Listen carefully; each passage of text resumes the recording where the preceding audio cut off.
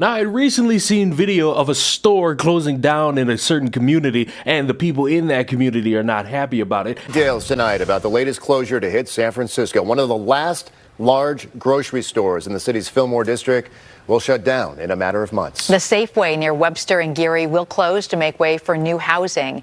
KTVU's Zach Sauce joins us now in the studio. And Zach, some longtime customers are disappointed tonight. Yeah, that's right. Safeway planning to sell its land to the Fillmore, to a developer, positioning the closure, as you mentioned, as an opportunity for new housing. Customers, meantime, calling it another step towards a food desert in their community.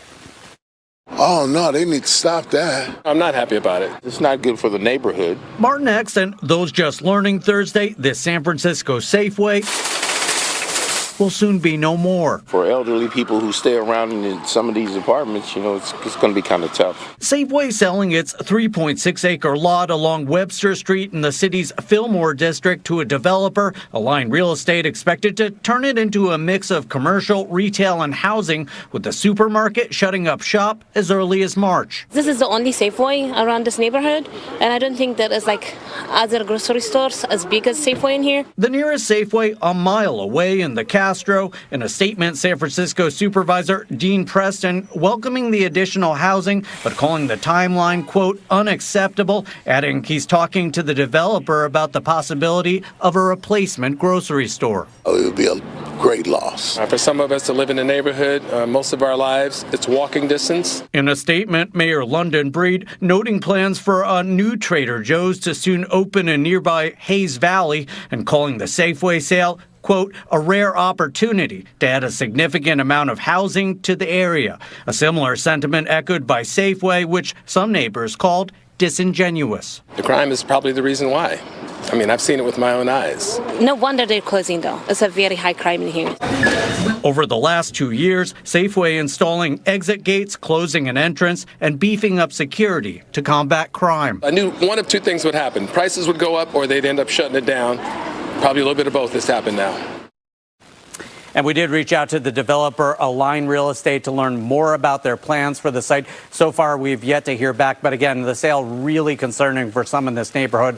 One man, it's been his supermarket since he was a kid, and he's in his 70s. Not just groceries, too. I'm thinking my Safeway, it's also my pharmacy.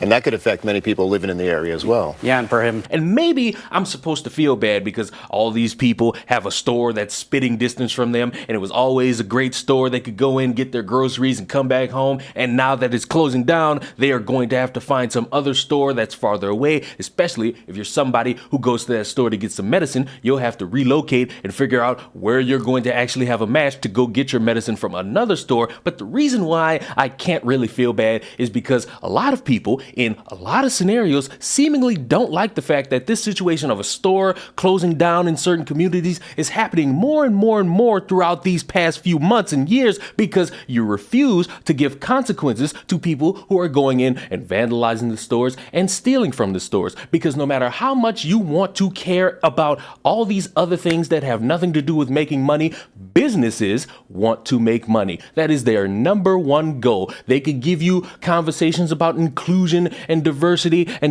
hires and making sure everybody looks a certain skin color so that you could feel motivated about coming into the store. Their primary objective is to make a lot of fucking money. Insurance can cover it. I think we all know, at least by now, insurance doesn't cover anything. And what makes this even dumber is that you have people who see all this theft and they say, can we please do something about this? Can we please stop this? Can we please mitigate this? Can we please do something to where we don't have to run the risk of losing a place where we can shop and we could have things close by? And yet you got dumbasses like this going around speaking for the thieves. Why are we seeing an increase in carjackings? I mean, we saw an increase in the price of used cars and trucks go up by 40%. That's a very high number. I think people are really struggling to afford cars. And it's really sad because you see the main contributing factor of this to be markups done by dealers of 35 and 65%. And you see them raking in record profits. So as the price goes up, their profits go up as well. They're not just accounting for, an incurrence of production cost. They're just raising the price as a part of their regular dealership markup, and people are really struggling. They need cars to go get groceries, go to work, what have you. Yes, Marla and Chris, that wild surveillance video was really all anybody wanted to talk about at the city council meeting, which was a planned meeting tonight. And there was a lot of concern, too, that with the looting of that bakery, that perhaps more violence was on the way. It's only a matter of time until they stop breaking into businesses and they start going into homes and hurting families. That's Cindy Enamorado reacting to the violent street takeover involving 100 people Tuesday, 3:30 a.m. in Compton. Video shows a wild scene of what appears to be young looters breaking into Ruben's Bakery and Mexican food, raiding food, and stealing a cash register. Investigators say a white Kia slammed into the building over and over again so the group could make their way into the store. Hurt, disheartened, and because I don't believe that any business should have to go through that. The mayor of Compton has seen the video and was rocked by it. At Tuesday night's scheduled Compton City Council meeting, people walked up to the mic to angrily vent about the street takeover turned mob mentality. It's just a whole different act of violence now. People like Cindy know firsthand the pain violent street takeovers can inflict. In February, it'll be 1 year since her younger brother and his girlfriend were struck by a vehicle fleeing a Compton Street takeover. Her brother, Raymond Olivares, died, and his girlfriend was never the same. Cindy breaks down talking about it.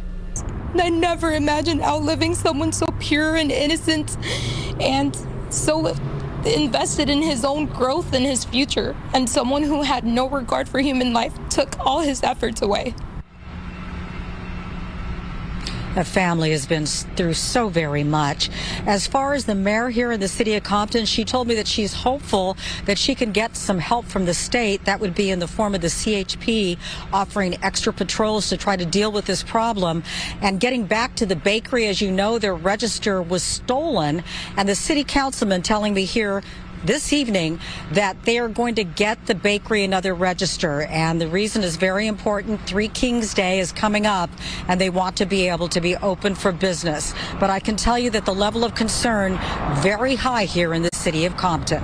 It is impossible to expect businesses to stay where they're going to lose money. It's a waste of their time and a waste of their investment. Maybe if there are some caring individuals who are in prominent positions to make these decisions, they might consider staying for a little bit longer. But the more and more this happens, eventually people are going to get out of these areas. They're not going to want to invest in these low-income communities. And side note, a lot of people who like to talk about how we should be doing something to help the homeless. Congratulations, you've fucked over people who are already living there to give homes to people who are going to create more problems for everybody else, because you want to live in a society where shit makes sense in your mind, and that's Candyland. And Candyland, I'm sorry, is not the real fucking world. These stores' whole goal is to make money, and when you are taking money from them, they're gonna say, you know what, let's get out of this area and go somewhere that's a little bit more profitable, where we don't have to constantly worry about being stolen from. We don't have to worry about people driving cars into our windows. We don't have to worry about constantly getting robbed 24/7. We won't have to worry about one of our family members owning a bakery and getting killed by somebody and then doing nothing but trying to get this person in an outreach program where they could be forgiven by the community, even though that's a fucking impossible task. I can respect that somebody wants to do that for their family, but to expect the community to do that?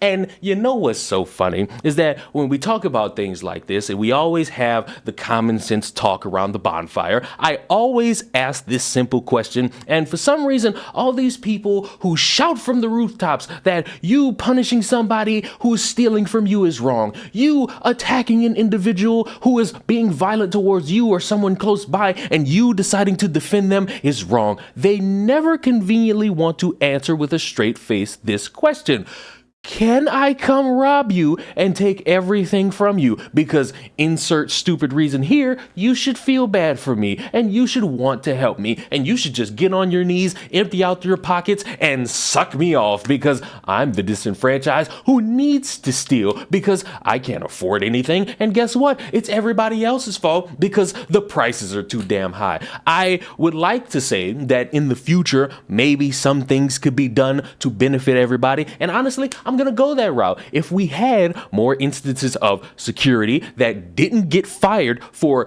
doing the job of making sure nothing gets stolen, we wouldn't have to worry about stores saying, get out of this area, get out of that area, go away from this area. If we had more people who would, instead of making excuses for these individuals, actually say, this is who they are, go find them, they're in this area, they're known for being in this area, go get them. Thanks for calling me 911. Maybe we wouldn't have to worry about businesses not wanting to invest in these certain areas. Maybe if we just say, hey, dumbass who just made these excuses for all this theft, you shut the fuck up and you don't speak about any of this ever again, because it's clear from the eye you live in a gated community where you don't have to worry about anything except your uncle trying to put his thumb in your ass. You need to never speak about this again. Maybe we wouldn't have to worry about people not wanting to invest in trying to help these lower income communities. If that would be the preferable outcome, I'm all for it. It's a little bit unfortunate that people will have to drive a little bit further and walk a little bit longer to go to stores, but hey, you bit the hand, Marty. You bit the hand. Subscribe to the channel. I will see you future business tycoons in the next one. Mwah. Goodbye.